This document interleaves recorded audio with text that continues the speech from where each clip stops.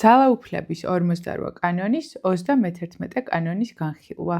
აკონტროლეთ შესაძლებლობები, აიძულეთ სხვები ითამაშონ იმ კარტით, რომელსაც თქვენ ჩამოხვედით. პატარა შესწორებას შევიტან, რომ ჩემი აზრით აკონტროლეთ შესაძლებლობების უფრო ესე ვთქვათ, კარგი თარგმანი იქნებოდათ, აკონტროლეთ ის არჩევანი, ის ვარიანტები, რასაც აძლევთ სხვებს. გამარჯობა, მე ვარ ელენე, ეს არის ჩემი არხი Reverse Monday. გთხოვთ გამოიწეროთ არხი, გაუზიაროთ თქვენს მეგობრებს. ეხლა კი წავიკითხავ კანონის ფორმულირებას. საუკეთესო იმედგაცრუებები ისინია, რომლებიც სხვებს არჩევანის შესაძლებლობას აძლევს. თქვენი მსხვერპლები გრძნობენ, რომ ვითარებას აკონტროლებენ. სინამდვილეში კი თქვენი მარიონეტები არიან. ადამიანებს მიეცით არჩევანის შესაძლებლობა, რომელიც ნებისმიერ შემთხვევაში თქვენთვის სასარგებლო იქნება. უბიძგათ აირჩიონ ორი ბოროტებიდან ნაკლები, ამასთან ორივე თქვენს მიზნებს ემსახურება. დააყენეთ ისინი დილემის წინაშე, საითაც არ უნდა შებრუნდნენ, მათ გადათელავენ, ან მოდით შევარბილოთ, საითაც არ უნდა შებრუნდნენ, თქვენ აგირჩევენ და მაყურებელს ახსოვს ალბათ ამ არხის, რომ მე ხშირად ვამბობ, ამ წიგნის განხილვა და თითოეული კანონის, ესე ვთქვათ, ცხოვრებისეულ მაგალითებამდე დაყვანა არ ნიშნავს, რომ ჩვენ უნდა ავირჩიოთ ამ კანონებით ცხოვრება, მაგრამ ყველგან არის ძალაუფლება, სადაც არის ძალაუფლება, არის ეს კანონები და ზუსტად მაგიტომ აი მართლა გეუბნებით, რაც ეს წიგნი გავიგე კარგად, არა წავიკითხე, არამედ გავიგე, დიდად არ მაკვირებს არანაირი პოლიტიკური, გლობალური, ეკონომიკური, აი ესეთი რაღაცა შემთხვევები და მოვლენები, იმიტომ რომ არაერთი სცენარი სხვადასხვა ეპოქაში იმეორებს იმას, რაც ხდება დღეს და დღეს არაფერი ჯერჯერობით ახალი არ ხდება. შეიძლება უბრალოდ უკეთ იყოს შენიღბული. მაგრამ ხანდახან მგონია, რომ აი საქართველოშიც, ამერიკაშიც, აშშ-ში, ანუ უბრალოდ ეს წიგნი გადაშლილი აქვს და აი კარგად აი ამ წიგნის მიხედვით იმეორებენ რა, როგორ დაწერენ. სინამდვილეში ეს წიგნი არა აქვს გადაშლილი, უბრალოდ ისტორია, პოლიტიკა, სხვადასხვა დროის, ესე ვთქვათ, წარმატებული თუ წარუმატებელი ლიდერების ფსიქოლოგიური და სტრატეგიული ხრიკები აქვს შესწავლილი, რაც ჭრის და დღემდე მუშაობს ადამიანის და მასების ფსიქოლოგიაზე და ამიტომ იმეორებენ. შესაბამისად, ჩვენ თუ არ გვინდა ამ კანონის გამოყენება, ჩვენ შეგვიძლია ამ კანონების ცოდნა გამოვიყენოთ იმისთვის, რომ არ ვიყოთ ისეთი რაღაცის ნაწილი და მეტნაკლებად რამდენად შესაძლებელია გქონდეს კონტროლი არჩევანზე, ხო? აქედან გამომდინარე, აი თითქოს ამ წიგნის გაგების მერე არჩევნები თვითონ, აი როგორც ხო დემოკრატიული ინსტიტუტის, ესე ვთქვათ, ისეთი მაგალითი რაღაცა, აი საერთოდ შეიძლება ითქვას, რომ ფაქტობრივად ჩვენ რაც ჩვენ გულისხმობ გლობალურად აღარ არის ძირითადად მონარქია ქვეყნებში, მაინც იგივე ტიპის მმართველობას მივყვებით და არჩევნები არის საშუალება, რომ ზუსტად გვაფიქრებინონ თითქოს ჩვენ ვირჩევთ. ეხლა არ შევეხები ამ deep state და controversy-ებს, რა ქვია, conspiracy უკაცრავად თეორიებს, მაგრამ მაგას თავი დავანებოთ. არჩევანი. ადამიანი აუცილებლად არჩევნებზე რომ მიდის, იმისთვის რომ იგრძნოს დემოკრატია და სამართლიან პირობებში, ესე ვთქვათ, ცხოვრება, უნდა ქონდეს მინიმუმ 2 არჩევანი. ნუ თუ მეტი, უკეთესი, ხო? და მაგალითად, თუ საპრეზიდენტო კანდიდატის არჩევანი არის 1, უკვე გვაქვს პროტესტი. მიუხედავად იმისა, რომ სულ რომ 20 კანდიდატი ყოფილიყო, მაინც ის 1 გაიმარჯვებდა. და რას ნიშნავს ეს? არჩევნები არის, ჩემი აზრით, და იმ დასკვნებით, რაც ამ წიგნიდან გამოვიტანე, თუმცა ესე პირდაპირ აქ არ წერია არჩევნებზე, ეს უკვე ჩემი, ესე ვთქვათ, ფილოსოფია. არჩევნებზე ვისაც არ უნდა მივცეთ ხმა, არჩევნები არის უკვე ჩვენ გარეშე ჩატარებული. აქედან გამომდინარე, ჩემთვის მაგალითად არჩევნები არის ჩვენი ფსიქოლოგიური დაკმაყოფილების საშუალება, რომ თითქოს მივდივართ არჩევნებზე და ვინმეს ვაძლევთ ხმას. ჩემი აზრით, ჩვენ საქართველო და სხვა ბევრი ქვეყანა უმრავლესობა ქვეყნების ჯერ კიდევ არ გამოსულა მონარქიული, ესე ვთქვათ, სისტემიდან, სადაც უკვე არის ყველაფერი გადაწყვეტილი, ვინ იქნება მმართველი, რაღაცა ბიძგები შეიძლება მოხდეს, მაგრამ იმის მიხედვით, თუ რა ჭირდება მსოფლიოს, აირჩევა კანდიდატი და ამ კანდიდატს მერე გააპრეზიდენტებენ, ან გააპრემიერებენ, ან გააოლიგარქებენ, არა აქვს მნიშვნელობა. უბრალოდ სცენარს სჭირდება ასე. და ამერიკის ბოლო არჩევნები ცალსახა მაგალითია რა ჭირდებოდა მსოფლიოს და რა ჭირდებოდა აშშ-ს და როგორი არჩევანი გაკეთდა ქვეყანაში, სადაც აბსოლუტური უმრავლესობა წინააღმდეგია დღევანდელი საპრეზიდენტო, ესე ვთქვათ, კანდიდატის პრეზიდენტის, ხო? აქედან გამომდინარე, აი კორპორატიულ სამყაროშიც რო გავაკეთოთ რა, ეხა პატარა შედარება და საჯარო სივრცეს შევეშვათ, მაგალითად, ხშირად იყო ჩემს შემთხვევაში, რომ ძალიან ბევრი საქმე მქონდა და ეს ბევრი საქმე არ იყო მოგონილი საქმე, ეს იყო კადრების ნაკლებობიდან გამომდინარე და დირექტორთა საბჭო დამფუძნებლების, ესე ვთქვათ, სწრაფი გადაწყვეტილებების ცვლილება, არასტაბილურობა, ერთ დღეს ის მინდა, მეორე დღეს ის მინდა და ანუ არაგეგმიურობა. შესაბამისად, ეს ხშირი ცვლა და კადრების ნაკლებობის კომბინაცია იწვევდა იმ კადრებზე, ვინც ვიყავით, ძალიან დიდ დაწოლას. ნუ, ძირითადად. და ჩვენ მქონდა არჩევანი. ან გვემუშავა დღეში 8-9 საათი, როგორც ჩვეულებრივ სამსახურებში და დაგვესვენა შაბათ-კვირას. არა, ბოდიში. პირიქით, გვემუშავა შაბათ-კვირასაც, ანუ გვემუშავა სრული 7 დღე, მაგრამ 8 საათი და ასე ძალიან არ დაიღლებოდი, რადგან ჩვენს დამფუძნებელს სჯეროდა, რომ ადამიანს წელიწადში 3 დღე ჭირდება განტვირთვისთვის, ან გვემუშავა ზეგანაკვეთური დილის 9-დან საღამოს 11 საათამდე და დაგვესვენა შაბათ-კვირა ან ნახევარი შაბათი და კვირა. ანუ რისი თქმა მინდა, თითქოს არჩევანს გვაძლევდნენ, რომ მე, ელენე, ის კი არ მინდა, რომ ეხლა შენ ძალიან ბევრი იმუშაო და ადამიანს აღარ გავდე და არ ვიცი, გაჭაღარავდე და გასუქთე და არაფრისთვის რო არ კონდეს. არა, მე ეგ შენთვის არ მინდა, აგერ არჩევანი.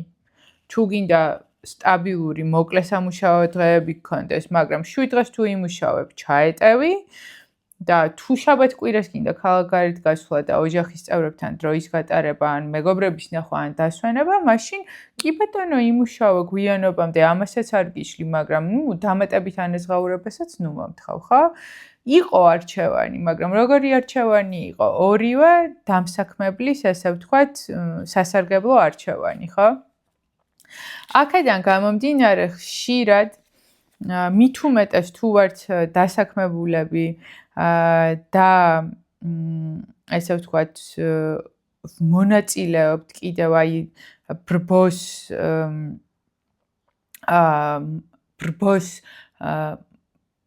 მართვის, ესე ვთქვათ, ნაწილებში, გულისხმობ, რომ ბრბოს ნაწილი ვარ და გვმართავენ, ხო? ეს კანონი ძალიან დაგვეხმარება, რომ ცოტა შორიდან შევხედოთ მესამე თვალით და დავაკვირდეთ ამ მოვლენას. და რამდენად გვაწყობს, ხანდახან არის, რომ ეს ცუდი და ცუცა და უარეს შორის არჩევანი გვაწყობს, პრაგმატულია, რა ვიცი, წინ წავიწევით რაღაცაში, დავეხმარებით საკუთარ თავს ან სხვებს. ეს არ ნიშნავს, რომ უპირობოდ არ მივიღოთ. ხანდახან გამოსავალი არ არსებობს, ხო, საერთოდ. და ძალიან კარგი მაგალითი აქვს ავტორს მოყვანილი ივანე მეოთხესი, რომელიც არის იგივე ივანე მრისხანე და თავიდან მას რაღაცა არ ქონდა ერთპიროვნული მხარდაჭერა რუსეთში.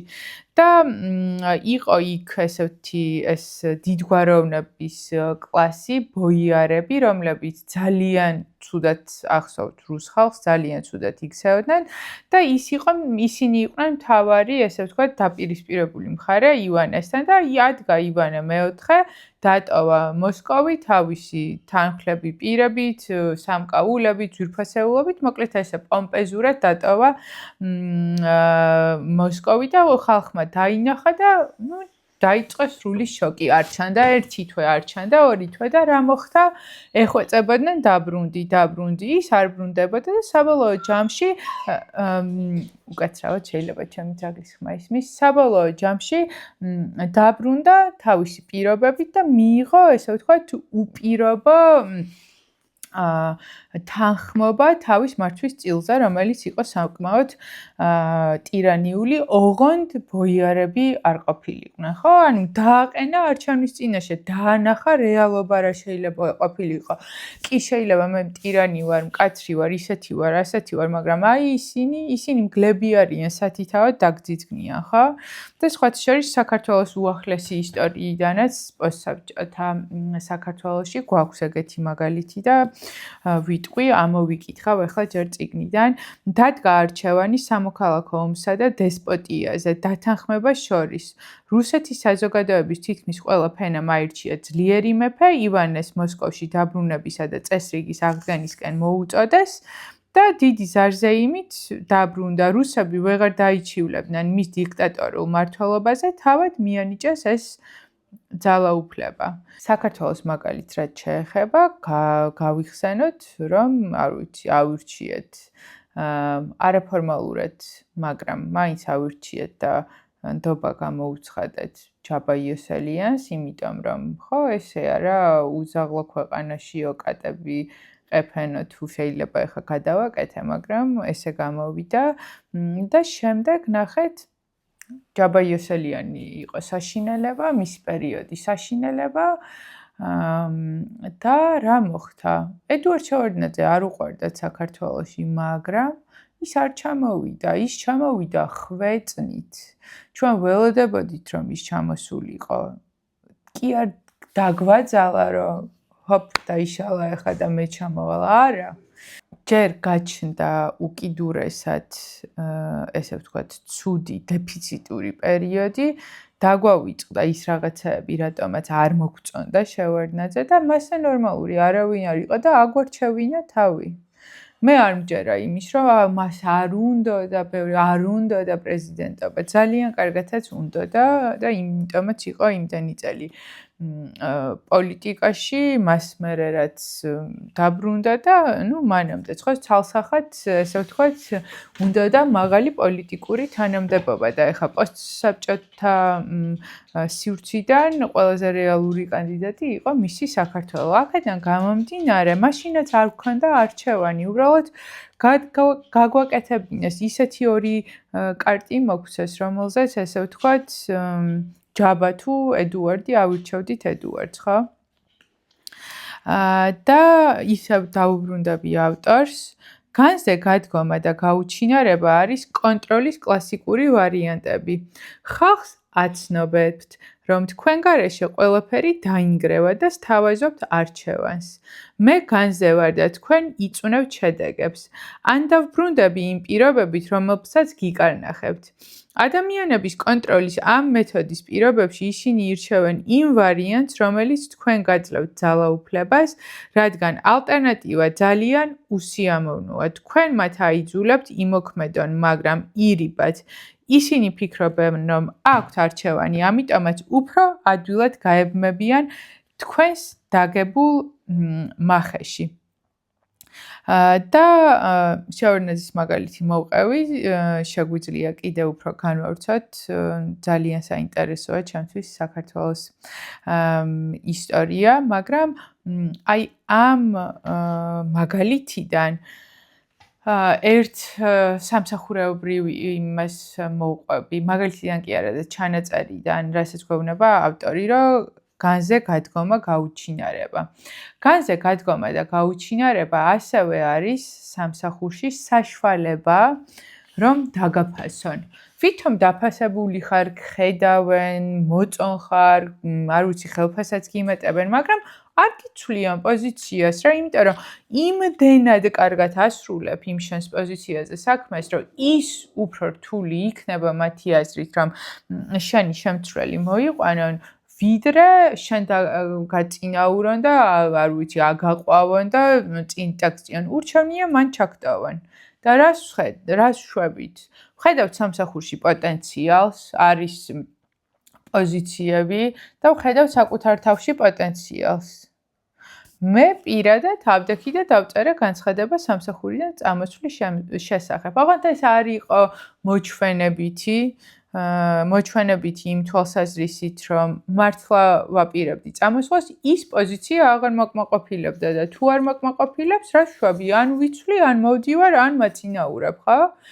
და იყო რამდენიმე საუბარი დაწინაურებაზე, თუმცა არ ხდებოდა, იმიტომ რომ ზედმეტად კარგი ვიყავი იმ პოზიციისთვის, რაზეც ვიყავი.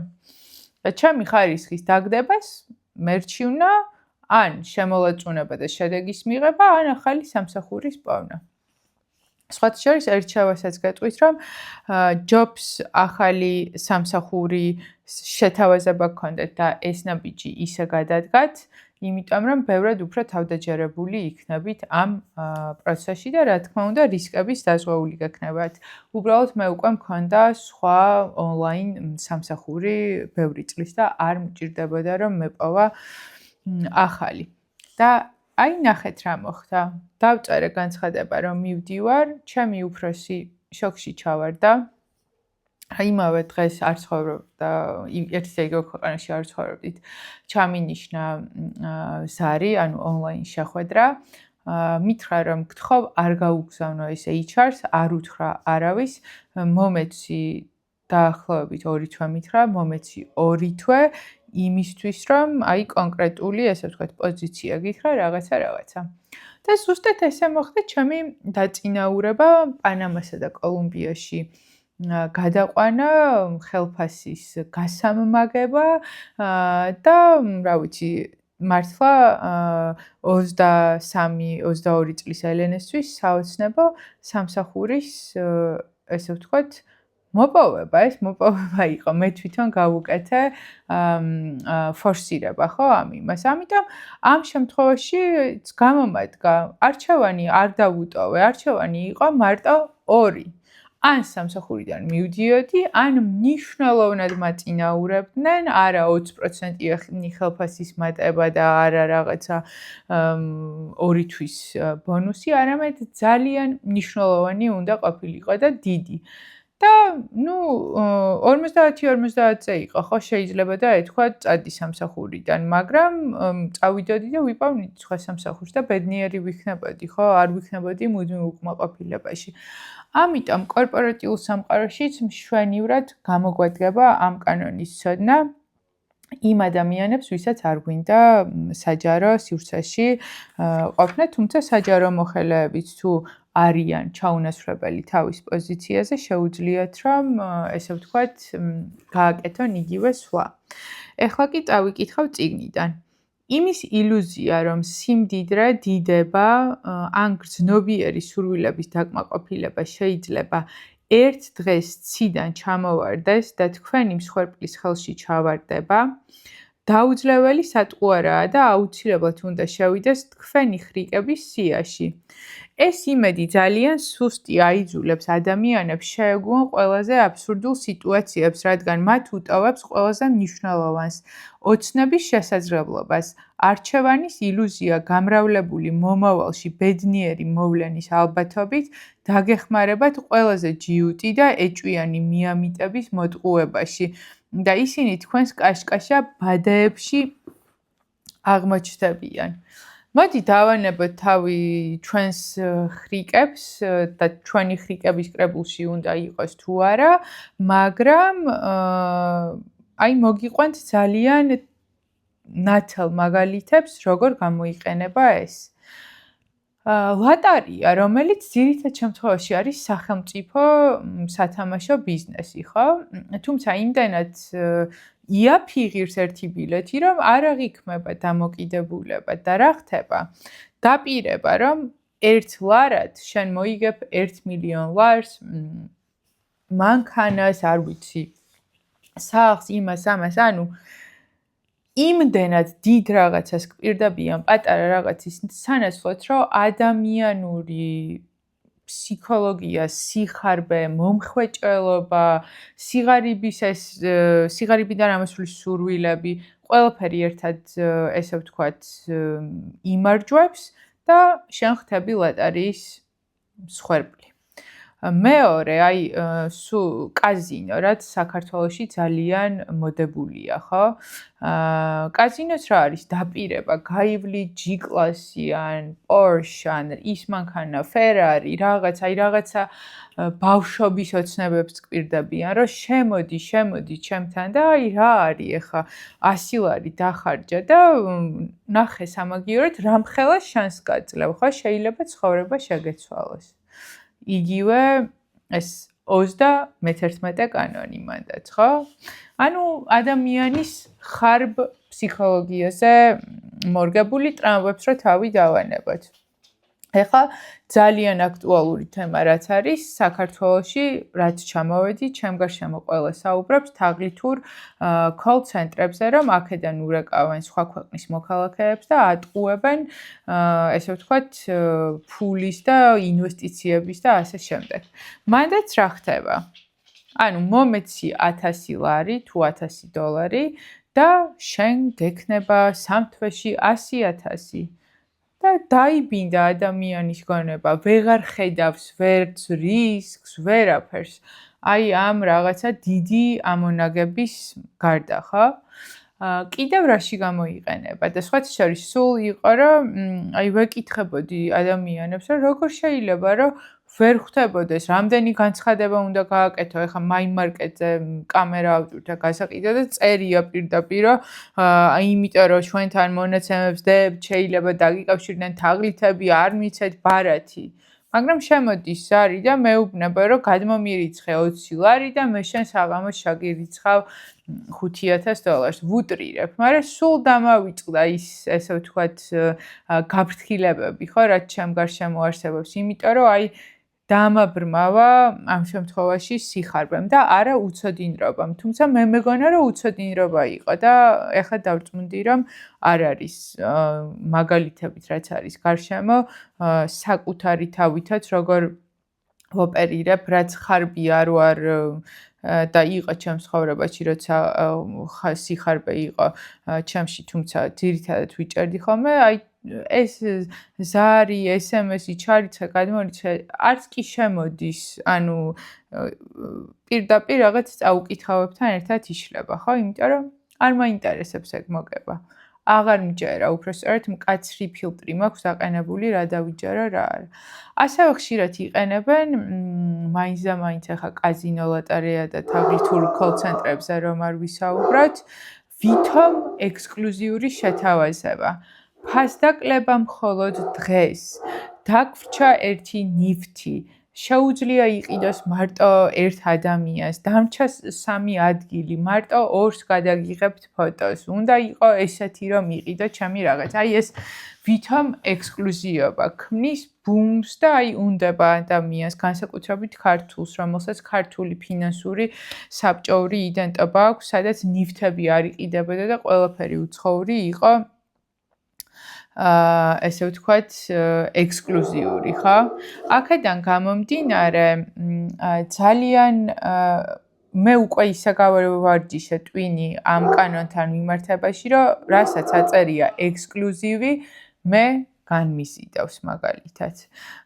და თქვენს გირჩევთ, რომ იგივენაირად განიზიდოთ, განსაკუთრებით ნივთები, კურსები, კარგად შედით სიღრმეში, ეს მართლა ის არის, რაც გინდათ? ავტორიტეტული მოსაზრება, ნებისმიერი ტანჯვა და ბოროტება, რომელსაც ადამიანი თავს დაიტეხს, ნებაყოფლობით და საკუთარი არჩევანი შეუდარებლად ნაკლებად მტკივნეულია, ვიდრე ის, რაც მას სხვებმა მოუტანეს. ანუ მიეცით არჩევანი და დაუშვან თვითონ შეცდომა და რატომ?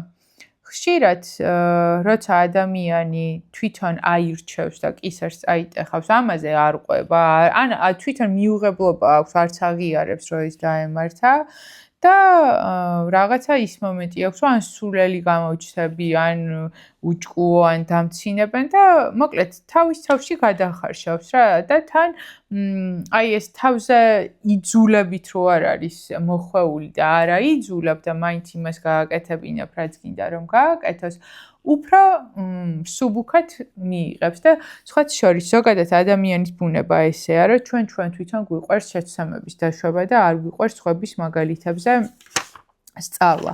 რაც შეეხება საპირისპირო მეთოდს, უბრალოდ მოსაზრებას, ჯეიმს როჩილდის მე-19 საუკუნის ბანკირის მაგალითია მოყვანილი, რომელიც პირიქით, ანუ ამ კანონს ხშირად იყენებდა, მაგრამ ხანდახან პირიქით დიდ არჩევანს უტოვებდა თავის მტერს, უბრალოდ საერთოდ არ ზღუდავდა, რომ ენახა მათი რეალური სტრატეგია, გადაწყვეტილებები, რისკები რა იყო და მეც ვფიქრობ, რომ ესე აბსოლუტურად აქედან შეიძლება დროდადრო არც ერთი კანონი არ გამოიყენო, ან შეაზავო, ხო? მაგრამ ძალიან კარგად მოქმედებს 31 კანონი არჩევანის მიცემა მასების კონტროლზე. როცა გვაქვს ინდივიდთან შეხება, შეგვიძლია მეტი თავისუფლება მივცათ ინდივიდს, რომ გავიცნოთ, გაგვაცნოს თავი, ესე ვთქვათ, ვნახოთ მისი სუსტი მხარეები, ძლიერი მხარეები, თვითონ ბუნებრივად საით გადაიხრება და იქნებ თვითონ აქ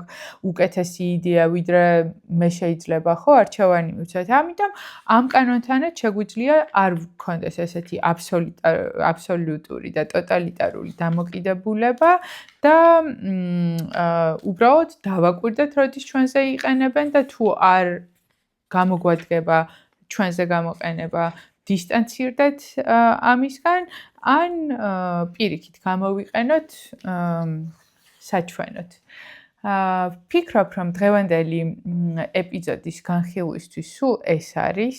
მქონდა თუ არ ვჩნდები ორკვირიანი ჩავარდნა, რადგან საქართველოში დავბრუნდი პანამიდან და ძალიან დიდი ცვლილება იყო აკლიმატიზაციის თვალსაზრისით და ჩვეულებრივად გავაგზავნებ, მოკლედ ამ ორშაბათს დაიდება ვიდეო და შემდეგ ორშაბათებსაც ძალაუფლების 58 კანონი.